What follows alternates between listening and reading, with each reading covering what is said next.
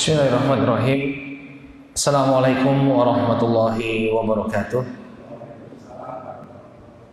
Innal hamdalillah nahmaduhu wa nasta'inuhu wa nastaghfiruh wa na'udzu billahi min shururi anfusina wa min sayyiati a'malina.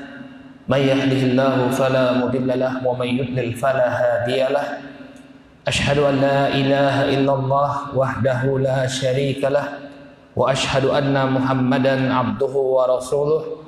Allahumma salli wa sallim ala sayyidina Muhammad wa ala alihi wa sahbihi wa man ittaba'a hudahu ila yaumiddin, amma ba'd. Bapak dan ibu-ibu kaum muslimin wal muslimat yang semoga senantiasa dirahmati oleh Allah. Alhamdulillah, puji dan syukur kita panjatkan tak henti-hentinya kepada Allah Subhanahu wa taala atas segala nikmat yang telah Allah Subhanahu wa taala anugerahkan kepada kita semua, sehingga sampai sekarang kita masih bisa melaksanakan ketaatan demi ketaatan kepada Allah. Mudah-mudahan Allah Subhanahu wa taala senantiasa menganugerahkan keistiqomahan kepada kita semua. Amin ya rabbal alamin. Bapak dan Ibu kaum muslimin wal muslimat yang semoga dirahmati oleh Allah. Alhamdulillah, pada pertemuan pekan yang lalu dengan taufik dari Allah Subhanahu wa taala kita telah menyelesaikan kajian kita membahas sirah perjalanan hidup dari Rasulullah sallallahu alaihi wasallam. Maka insyaallah dengan meminta pertolongan dari Allah Subhanahu wa taala tentunya di kesempatan malam hari ini kita akan membuka lembaran baru, membuka kajian baru yang berkenaan dengan sirah atau perjalanan hidup dari para sahabat Rasulullah. Jadi setelah selesai sirah beliau, kita lanjutkan dengan pembahasan sirah dari para sahabat beliau ridwanullah alaihim ajmain. Maka insyaallah di kesempatan pertama ini, di pertemuan perdana ini, kita akan coba bahas tentang definisi sahabat. Sahabat Rasulullah tentunya. Ya. Kapan seorang itu bisa dikatakan sebagai sahabat Rasulullah? Bisa nggak kalau misalnya ada orang di zaman kita, kemudian dia mimpi ketemu dengan Rasulullah, berbincang-bincang dengan Rasulullah dalam mimpinya, bisa nggak kita katakan bahwa dia adalah sahabat Nabi? Ya, nah ini kita perlu, karena ada sebagian orang, ada di tahun 500-an Hijriyah di India ada seorang yang bernama Rotan. Rotan ini mengaku sebagai sahabat Nabi. Dia hidup 5 abad pasca wafatnya Rasul Shallallahu Alaihi Wasallam. Maka kita perlu tahu ya apa definisi sahabat. Kemudian kita akan paparkan tentang tingkatan-tingkatan. Jadi para sahabat ini punya tingkatan-tingkatan. Ada yang levelnya paling tinggi seperti para khulafa ar-rasyidin. Dan juga ada para sahabat yang masuk Islamnya belakangan setelah Fatu Makkah. Ada juga para sahabat yang mendapati Rasul SAW dalam keadaan mereka masih kanak-kanak. Jadi ada tingkatan-tingkatannya. Dan insya Allah kalau waktunya masih mencukupi, kita akan bahas alasan mengapa sih kita perlu untuk mengkaji kehidupan para sahabat ridwanullah alaihim ajmain. Baik, kita akan mulai dengan pembahasan para sahabat, ya, apa makna sahabat Rasul Shallallahu Alaihi Wasallam? Ya, dari sisi bahasa, ya, kata sahabat ini diambil dari kata suhbah. As-suhbah artinya yang menyertai atau yang memiliki. Maka dari kata inilah diambil kata sahabi. Jadi sahabat itu bentuk jamak, tunggalnya itu sahabi. Jadi kalau dalam bahasa Arab, Abu Bakar itu adalah seorang sahabi. Apa artinya sahabi? Orang yang menyertai. Ya. Demikian juga dari kata suhbah ini diambil, ya, atau ya diambil dari kata as-suhbah ini kata sahib. Sahib artinya pemilik. Ya, yang memiliki, pemilik. Sahibul ilm artinya yang memiliki ilmu. Nah, jamak dari kata sahabat ini bisa dalam bentuk ashab, ashabun Nabi, atau sahbun, sahab. Namun juga banyak dikatakan, ya, atau dipakai istilah sahabah. Maknanya sama dengan ashab. Ashab itu artinya orang, kumpulan orang-orang yang mencintai, jamak dari kata sahib atau dari kata as-sahabi. Jadi ini akar kata sahabat. Jadi secara umum maknanya secara bahasa adalah orang yang menyertai. Kan para sahabat itu kan menyertai Nabi Shallallahu Alaihi Wasallam. Ketika Nabi berperang, mereka ada bersama Nabi Sallallahu Alaihi Wasallam. Ketika Nabi Shallallahu Alaihi Wasallam mengalami tekanan, ketika berada di Mekah, mereka ada bersama Nabi Sallallahu Alaihi Wasallam dan seterusnya. Ini secara bahasa. Ini diambil dari kitab Taisir Mustalahul Hadis karya Syekh Dr. Mahmud Tahan. Adapun secara istilah syar'i, makna sahabat ya, disebutkan oleh Al-Hafidz Ibnu Hajar dalam kitab Al-Isabah fi Tamyiz Sahabah. Beliau mengatakan wa asahu ma waqaftu alaihi min dalika anna sahabiyya man laqiya Nabi sallallahu alaihi wasallam mu'minan bihi wa mata 'alal Islam. Kata Al-Hafidz Ibnu Hajar rahimahullahu taala, beliau mengatakan definisi yang paling tepat yang aku dapatkan, ini mengisyaratkan terjadi khilaf di kalangan para ulama siapa sih yang layak dikatakan sebagai sahabat. Tapi yang paling kuat menurut Al-Hafidz Ibnu Hajar ya, bahwa sahabi, seorang yang bisa dikatakan sebagai sahabat Nabi sallallahu alaihi wasallam adalah man laqiyan Nabi sallallahu alaihi wasallam. Orang yang bertemu dengan Nabi sallallahu alaihi wasallam mu'minan bihi, dalam keadaan ya dia beriman. Dalam keadaan dia beriman. Nah, di sini ada kata-kata bertemu dengan Nabi Shallallahu Alaihi Wasallam. Sebagian ulama mengatakan barang siapa yang melihat Nabi. Ini definisi yang kurang akurat. Kenapa? Hadirin yang dimuliakan Allah, karena ada sahabat yang buta. Kalau definisi sahabat itu barang siapa yang melihat Nabi, berarti sahabat yang buta. Seperti Abdullah ibnu Ummi Maktum, muadzinnya Rasul Shallallahu Alaihi Wasallam, buta. Maka kalau kita definisikan sahabat itu orang yang melihat Nabi, dia nggak termasuk sahabat karena dia nggak melihat. Tapi bertemu nggak dengan Nabi? Bertemu. Mu'minan bihi, dan dia beriman dengan Nabi Shallallahu Alaihi Wasallam. Sehingga orang yang bertemu dengan Nabi itu banyak. Orang Yahudi, Bani Quraidah, ya, Bani Quraidah yang dieksekusi oleh Nabi Shallallahu Alaihi Wasallam karena berkhianat, bertemu nggak dengan Nabi? Bertemu, bahkan berinteraksi, mereka sama-sama di Madinah. Tapi beriman nggak dengan Nabi? Tidak beriman, sehingga mereka bukanlah sahabat. Demikian juga kaum munafikin, orang-orang munafik, ya, ada tokoh Madinah yang bernama Abdullah bin Ubay. Masih ingat gak kisahnya? Banyak membuat makar. Ya, dia juga yang termasuk yang menyebarkan fitnah Aisyah itu melakukan selingkuh. Ya, bertemu dengan Nabi, berinteraksi dengan Nabi. Apakah kita katakan sebagai sahabi? Oh enggak, wong munafik kok. Munafik itu beriman enggak? Enggak beriman. Ya. Qala wa mata 'alal Islam, dan dia meninggal di atas keislamannya. Meninggal di atas keislamannya. Ini wajib. Kalau dia beriman kepada Nabi tapi kemudian murtad. Ya, kemudian murtad, maka dia tidaklah dikategorikan sebagai sahabat Nabi SAW. Syaratnya dia harus mati dalam keadaan Islam. Ya. Sehingga sebagian orang-orang yang murtad, seperti ada seorang sahabat, kalau saya tidak salah namanya Ubaidillah bin Jahash atau siapa, yang menjadi seorang Nasrani ketika hijrah ke negeri Habasyah. Ingat gak kisahnya?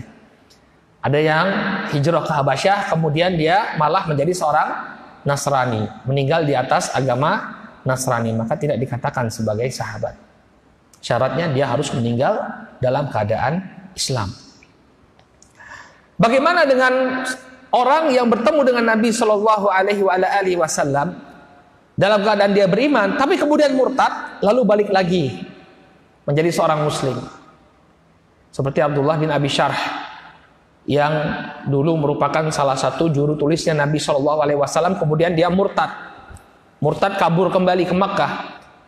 Pada hari Fathu Makkah, ya, Rasulullah SAW ingin membunuhnya, tapi kemudian Utsman bin Affan memberikan syafaat.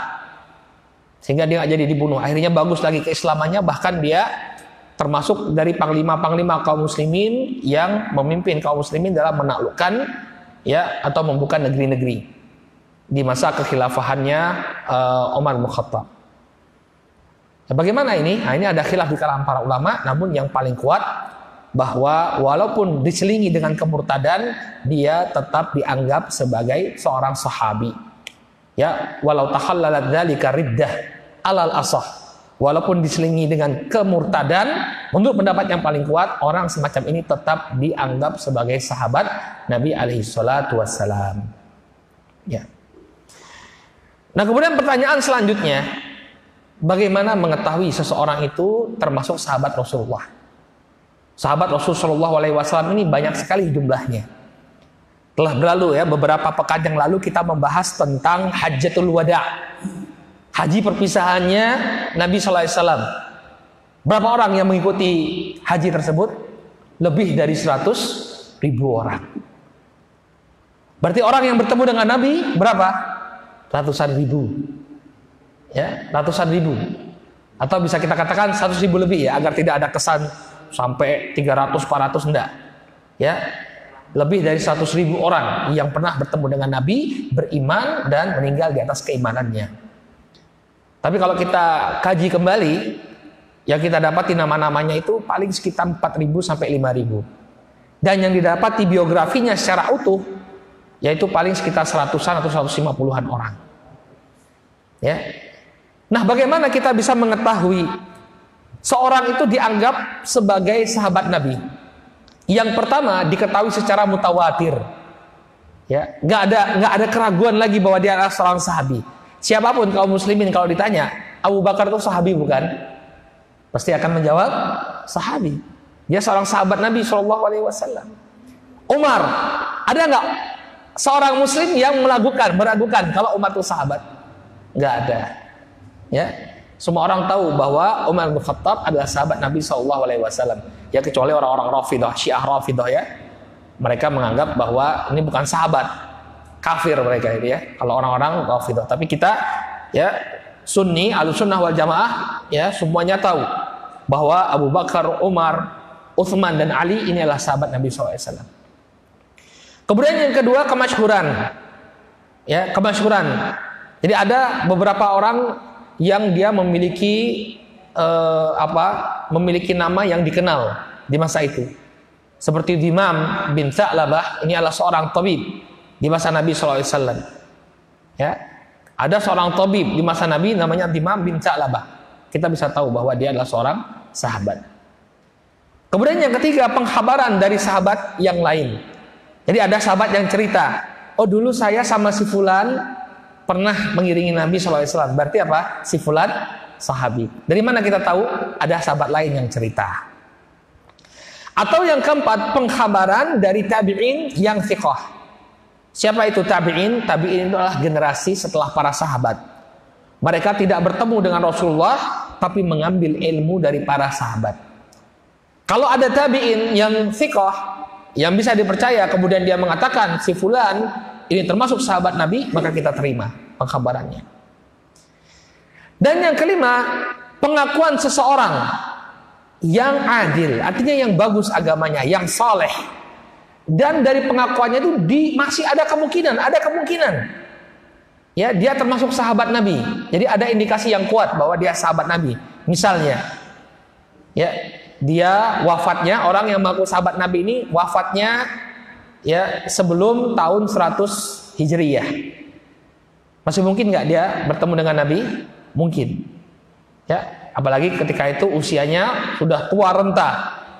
Kelihatan usianya lebih dari 100. Kemudian di tahun ke-100 Hijriah dia mengaku sebagai sahabat Nabi. Maka yang demikian diterima kalau dia orang yang saleh. Namun kalau hidupnya ratusan tahun pasca wafatnya Nabi, maka yang demikian tidaklah teranggap. Nah, dari sini kita bisa menetapkan ya kelirunya orang-orang yang mengaku sahabat, mengklaim sahabat, tapi hidup ratusan tahun pasca wafatnya Nabi. Ya, mereka katanya saya sahabat Nabi. Kapan kamu ketemu dengan Nabi? Tadi malam katanya. mimpi ketemu Nabi SAW. Mimpi bertemu Nabi SAW tidak serta-merta melazimkan ya seseorang itu menjadi sahabat Nabi SAW. Dia harus hidup sezaman dengan Nabi SAW. Demikian beberapa indikasi kita bisa mengetahui ya seseorang itu sahabat Nabi atau bukan. Kemudian perlu kita ketahui juga bahwa para sahabat ini memiliki tingkatan-tingkatan. Jadi nggak sama Abu Bakar. Ya, Abu Bakar As-Siddiq tidak sama dengan sahabat yang baru saja masuk Islam setelah penaklukan kota Makkah. Sebelumnya musyrik. Ya, sebelumnya musuhnya Nabi SAW. Lalu setelah Makkah ditaklukkan baru dia masuk Islam. Apakah orang yang semacam ini sama dengan Abu Bakar yang mengiringi Rasul SAW sejak awal beliau diangkat menjadi Nabi? Tentu berbeda. Para sahabat ya memiliki level-level, memiliki tabaqat, level-level yang berbeda. Al-Imam Al-Hakim dalam Mustadraknya beliau membagi para sahabat itu menjadi 12 level. Ya, jadi ada 12 level sahabat. Yang paling tinggi ya adalah ya Khulafaur Rasyidin, yakni para sahabat yang lebih dahulu masuk Islam. Seperti para Khulafaur Rasyidin. Ya, atau sebelumnya mereka mengatakan Khulafaur Rasyidin ini yang paling tinggi levelnya. Khulafaur Rasyidin ini yang paling tinggi levelnya. Kemudian diikuti dengan 6 orang. 6 orang yang termasuk Al-Asyarah Al-Mubasysyaruna bil Jannah. 10 sahabat yang disebut namanya berangkai oleh Rasulullah SAW, semuanya dijamin masuk surga. Ya, 4 yang pertama adalah Khulafaur Rasyidin, kemudian ditambah 6 orang sahabat. Ini yang levelnya paling tinggi. Al-Asyarah Al-Mubasysyaruna bil Jannah. 4 nama yang pertama adalah Khulafaur Rasyidin. Abu Bakar, Umar, Utsman, dan Ali. Kemudian dilanjutkan dengan Thalhah bin Ubaidillah, Az-Zubair bin Awam, Abdurrahman bin Auf, kemudian Sa'id bin Zaid, kemudian Sa'ad bin Abi Waqqas, dan terakhir Abu Ubaidah ibn Jarrah. Ini Al-Asyarah Al-Mubasysyaruna bil Jannah. Jadi kalau kita nanti ya kalau Allah mudahkan kita mengkaji kehidupan mereka, kita akan mulai dari Khulafaur Rasyidin, kemudian dilanjutkan dengan 6 sahabat yang selanjutnya yang termasuk 10 sahabat yang dijamin masuk surga. Kemudian kata Imam Al-Hakim yang kedua adalah para sahabat yang masuk Islam ya sebelum adanya musyawarah di Darun Nadwah, musyawarah pemboikotan. Ya, jadi yang masuk yang masuk Islam sebelum terjadi musyawarah di Darun Nadwah, ketika orang-orang Quraisy bersikap tegas ingin menghentikan dakwahnya Rasulullah, nah ini mereka memiliki keutamaan. Kemudian yang di bawahnya para sahabat yang hijrah ke negeri Habasyah. Kemudian yang keempat para sahabat yang ikut Baiat Aqabah yang pertama. Ini orang-orang Madinah, sahabat Ansor. Mereka belakangan masuk Islamnya. Ya, setelah 11 tahun Nabi SAW berdakwah di Makkah, baru orang-orang dari Yathrib ketika itu masuk Islam. Baiat Aqabah yang pertama. Kemudian Baiat Aqabah yang kedua. Ya, Baiat Aqabah yang kedua. Kemudian yang keenam adalah kelompok pertama kaum Muhajirin yang hijrah ke Madinah pasca hijrahnya Rasulullah. Jadi setelah Rasulullah hijrah, ada sahabat-sahabat yang nyusul, nah mereka berada di tabaqat yang keenam. Kemudian Ahlul Badr, orang yang mengikuti perang Badar. Kemudian yang kedelapan, orang yang hijrah dari Makkah ke Madinah di antara perang Badar sampai perjanjian Hudaybiyah. Kemudian ahli bai'atur ridwan, para sahabat yang berbaiat kepada Nabi SAW ketika perjanjian Hudaybiyah. Kemudian para sahabat yang hijrah di masa Hudaybiyah dan Fatu Makkah. Jadi antara Hudaybiyah dan Fatu Makkah ini ya banyak orang-orang yang masuk Islam seperti Khalid ibn Walid dan Amr bin Al-As. Ini 2 orang musuh Islam. Mereka belakangan masuk Islamnya. Ya. Kemudian yang ke-11 adalah para sahabat yang masuk Islam setelah Fatu Makkah. Dan tentunya ini banyak sekali. Seluruh penduduk kota Makkah mereka termasuk kategori yang ke-11. Kemudian yang terakhir adalah anak-anak yang melihat Nabi SAW pada Fatu Makkah, Hajjatul Wada, dan peristiwa setelah itu. Jadi orang-orang yang belakangan betul, yang ketika dia bertemu dengan Nabi, mereka masih anak-anak. Ini tabaqat atau tingkatan yang dibuat oleh Al-Imam Al-Hakim. Tentunya ini tidak lepas dari ijtihad beliau. Ya, Al-Imam Ibnu Sa'ad beliau punya tabaqat yang berbeda lagi. Beliau hanya, kalau saya tidak salah, cuma mengelompokkan para sahabat itu menjadi 5. Ya, menjadi 5 tabaqat saja. Lebih sedikit daripada apa yang disampaikan oleh Al-Imam Al-Hakim. Nah, ini pertanyaan kita. Kenapa kita harus mempelajari kehidupan para sahabat Nabi?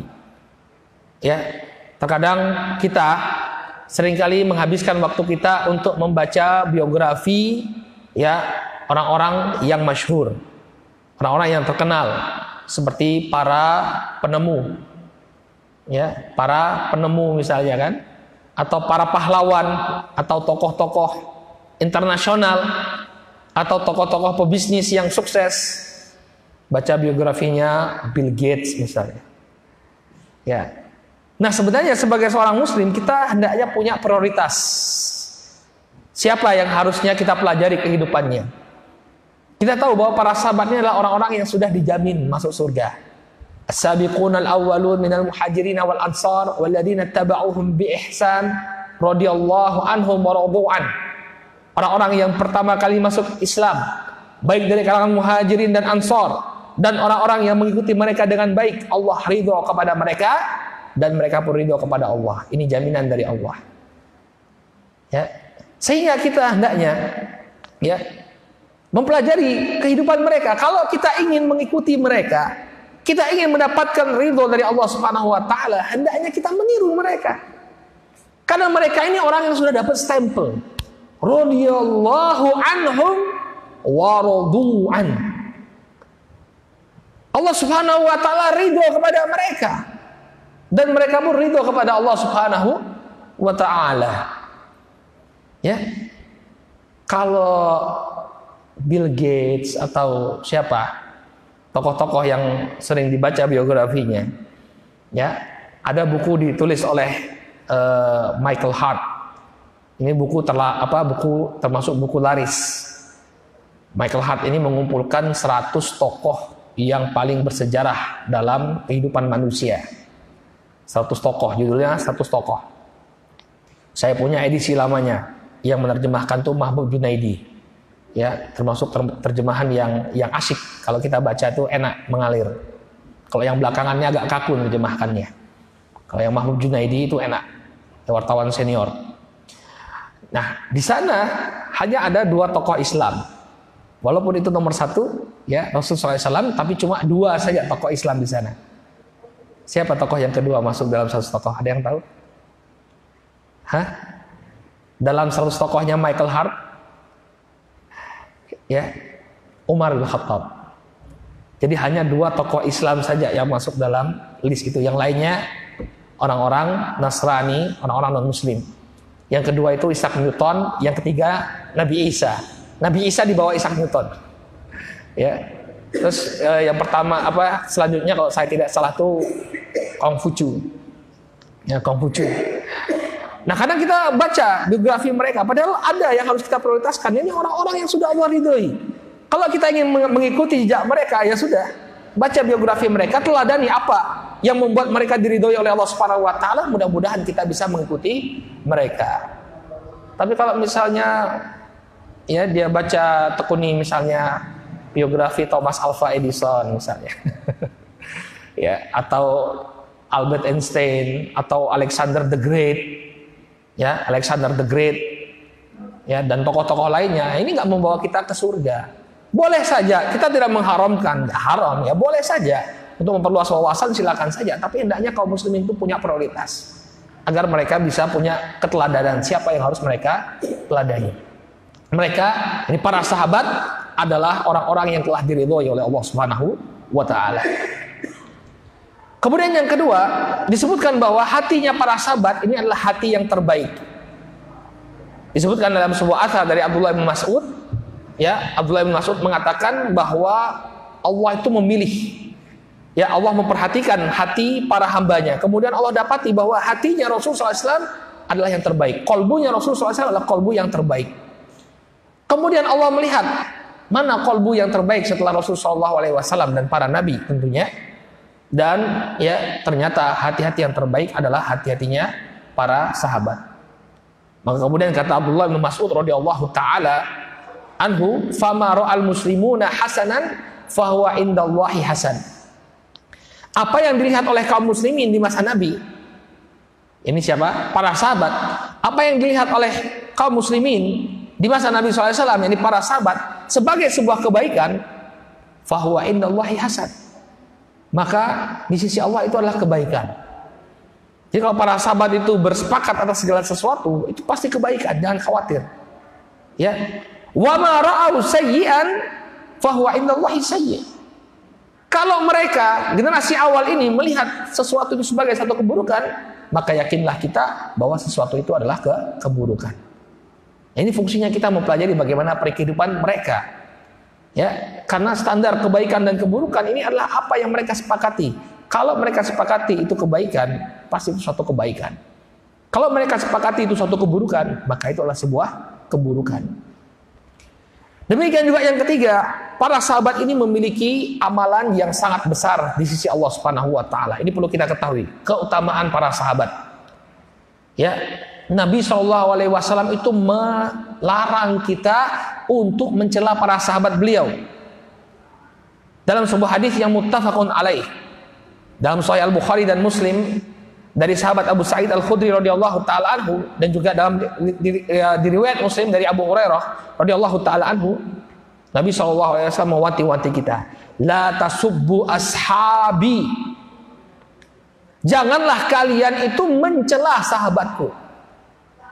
Makanya kita kalau membahas sejarahnya para sahabat, ini harus dengan adab, harus dengan etika, dengan penuh kesantunan.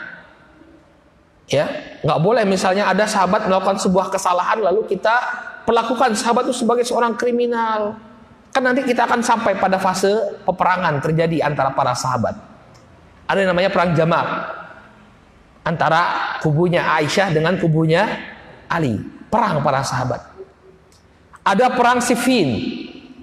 Ada barisannya Ali, ada barisannya Muawiyah. Ketika kita memaparkan ini, kita memaparkannya dengan penuh kesantunan.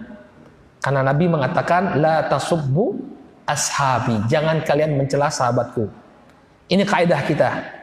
Ya, Sunni, seorang Sunni, pengikut sunnahnya Nabi SAW, mereka akan memperlakukan para sahabat dengan pemuliaan. Ini yang membedakan kita dengan golongan yang lain. Ya, kalau golongan yang lain, kita terkadang lihat orang-orang yang belajar di barat, ya, belajarnya dari orientalis, belajar Islam tapi studinya di misalnya di McGill University Kanada, atau di UCLA ya di Amerika, atau di Oxford atau di mana, belajarnya sama orientalis. Terkadang mereka nggak punya adab terhadap para sahabat. Ketika mau memaparkan Utsman misalnya, ya, dengan gampangnya mereka mengatakan pemerintahan Utsman dipenuhi dengan KKN, dengan korupsi, kolusi, dan nepotisme. Kamu kira Utsman itu politisi seperti politisi di kampungmu apa? Ini orang nggak punya adab. Nabi mengatakan la tasubbu ashabi, jangan pernah kalian tuh mencela sahabatku. Sehingga kalau kita mengungkapkan sejarah mereka, ungkapkan dengan penuh etika. Kenapa? Kemudian kata beliau alaihi salatu wasalam, fawalladzi nafsi biyadi law anna hadakum anfaqa mithla uhudin dhahaban ma balagha mudda ahadihim wala nasifah. Ya, demi Allah yang jiwaku berada di tangannya, kata Nabi SAW, kalau saja salah seorang di antara kalian berinfak sebesar satu gunung Uhud, menginfakkan emas sebesar gunung Uhud. Gunung Uhud itu besar sekali. Kalau kita berkunjung ke kota Madinah, luar biasa besar sekali gunung Uhud. Kalau itu semua dijadikan emas, kemudian kita menginfakkan itu di jalan Allah Subhanahu wa taala, ma balagha mudda hadihim wala nasifah. Itu tidak setara dengan satu mud. Satu mud itu seperti ini. 2 cakupan tangan. Tidak setara dengan sedekah yang mereka berikan, walaupun itu jumlahnya 1 mud. Dan ini bukan emas. Mereka sedekah kurma, mereka sedekah gandum. 1 mud ini dibandingkan dengan sedekah kita 1 gunung Uhud berupa emas, ini lebih berat di sisi Allah Subhanahu wa taala sedekah yang mereka berikan. Mereka berada di awal Islam, membela, berkorban jiwa di awal-awal. Kalau kita sekarang Islam sudah tersebar, Islam sudah kuat. Ya, zaman mereka tantangannya menjadi seorang muslim adalah mati. Ya. Wala nasifah, tidak juga separuh. Jadi mereka bersedekah separuh saja. Kita bersedekah 1 gunung Uhud emas, lebih berat amalan mereka. Baik. Kemudian Nabi SAW juga memuji mereka sebagai generasi yang terbaik. Jadi generasi yang terbaik itu menghitungnya dari zaman Nabi, bukan dari masa sekarang. Nabi SAW dalam hadis yang muttafaqun alaih dari Abdullah bin Mas'ud radhiyallahu taala anhu, beliau SAW mengatakan, khairun nasi qarni, tsumma alladziina yalunahum, tsumma alladziina yalunahum. Sebaik-baik generasi adalah generasiku.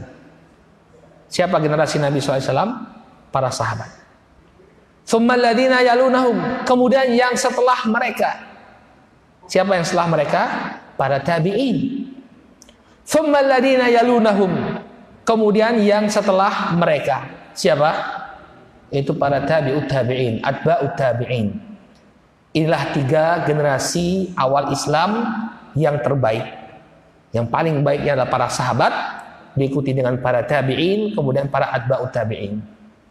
Sehingga keliru kalau orang mengatakan ya Islam itu berada di masa keemasannya di masa Abbasiyah. Keliru. Islam itu berada di masa kemasannya, ini di masanya para sahabat. Ketika itu akidahnya masih pure, ya belum kemasukan filsafat Yunani, akidahnya masih benar-benar bersih, ya. Terus orang-orang yang saleh, yang taat kepada Allah Subhanahu wa taala, belum banyak kemaksiatan. Kalau orang mempelajari sejarah kekhilafan Abbasiyah, ya, dari khalifah saja banyak yang ahli maksiat. Ya, di antara khalifah ada yang suka minum khamr, bahkan di antara mereka sholat subuh dalam keadaan mabuk. Ya nggak tepat kalau golden age atau golden era of Islam, era kemasan Islam itu pada masa Abbasiyah, ini keliru besar. Masa kemasan Islam, ya kita harus melihat dari perspektif agama, bukan dari perspektif duniawi. Ya, ketika ajarannya Rasulullah itu masih dipegang teguh, ya, ketika orang-orang yang mendominasi adalah orang-orang yang saleh, inilah masa yang terbaik di 3 generasi awal Islam. Kemudian juga dengan mempelajari kehidupan para sahabat, kita akan membangun kecintaan kepada mereka. Dan kecintaan kepada para sahabat Nabi SAW ini merupakan tanda keimanan seseorang. Nabi SAW mengatakan ayatul iman hubbul ansar wa ayatul nifaq bughdul ansar. Tanda keimanan adalah mencintai orang-orang Ansar. Ini para sahabat Nabi SAW. Ya, tentunya muhajirin, ya, karena muhajirin lebih afdal daripada Ansar. Ya, di dalam Al-Quran disebut nama muhajirin, baru kemudian Ansar. Kalau mencintai Ansar merupakan tanda keimanan, maka apalagi mencintai kaum muhajirin. Ya. Kemudian juga para sahabat ini menjadi rujukan kita ketika terjadi perselisihan. Ya, kalau ada khilaf di kalangan para ulama, kita lihat apa yang dikuatkan oleh para sahabat, oleh mayoritas para sahabat. Karena Nabi SAW mengatakan bahwa yang namanya kebenaran adalah apa yang dipegang oleh para sahabat Nabi SAW. Mungkin ini yang bisa kita sampaikan pada pertemuan kali ini. Ya, mudah-mudahan dengan apa yang kita paparkan, kita menjadi bersemangat untuk ya mempelajari kehidupan para sahabat Nabi SAW. Hendaknya biografi mereka, ya, bagaimana perjalanan hidup mereka kita pelajari dengan betul dan kita teladani dalam kehidupan kita sehari-hari. Naktafi bihadzal qadar, kita cukupkan dulu sampai di sini. Mudah-mudahan yang disampaikan ini bermanfaat bagi kita semua. Subhanakallahumma wa bihamdika asyhadu an la ilaha illa anta astaghfiruka wa atubu ilaik. Billahi taufiq wal hidayah. Wassalamualaikum warahmatullahi wabarakatuh.